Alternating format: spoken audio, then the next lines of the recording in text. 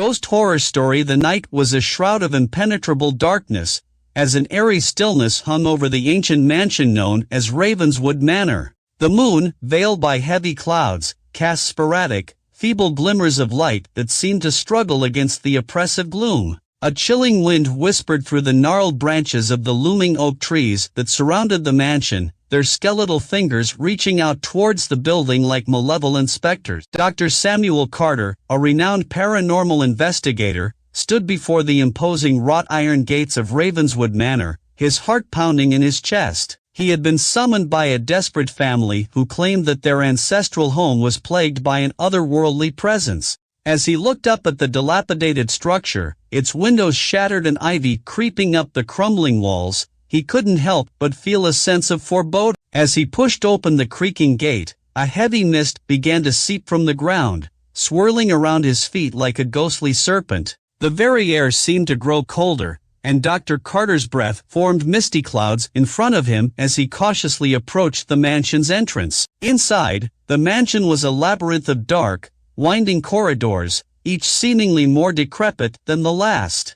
The walls bore faded portraits of long-dead ancestors, their eyes following him with an unsettling intensity. A series of eerie whispers echoed through the hallways, like spectral voices carrying secrets of the past. Dr. Carter finally reached the heart of the mansion, the grand foyer, where a massive crystal chandelier hung from the ceiling, its once glistening crystals now tarnished and dim. As he examined it, a sudden draft blew through the room, causing the chandelier to sway ominously. A shiver ran down his spine. With his equipment at the ready, Dr. Carter began his investigation. The EMF meter crackled with activity as he entered one of the smaller, dimly lit rooms. The temperature dropped drastically, and the room seemed to pulse with an unnatural energy. He could hear faint, mournful whispers that seemed to come from all around him.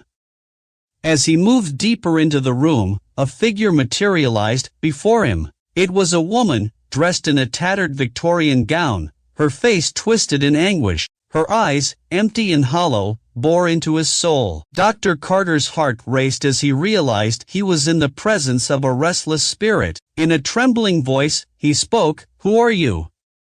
What do you want?" The spirit's wailing intensified, and it gestured toward a dusty, forgotten journal on a nearby table. As Dr. Carter opened it, the pages revealed a tragic tale of love and betrayal, a story of a young woman named Eleanor who had died under mysterious circumstances in Ravenswood Manor over a century ago. The spirit's mournful cries grew louder, and Dr. Carter realized that Eleanor's tormented soul was trapped in this wretched place, unable to find peace. Determined to help her, he began a ritual to free her from her earthly tether. The room grew colder, and a whirlwind of ethereal energy swirled around him.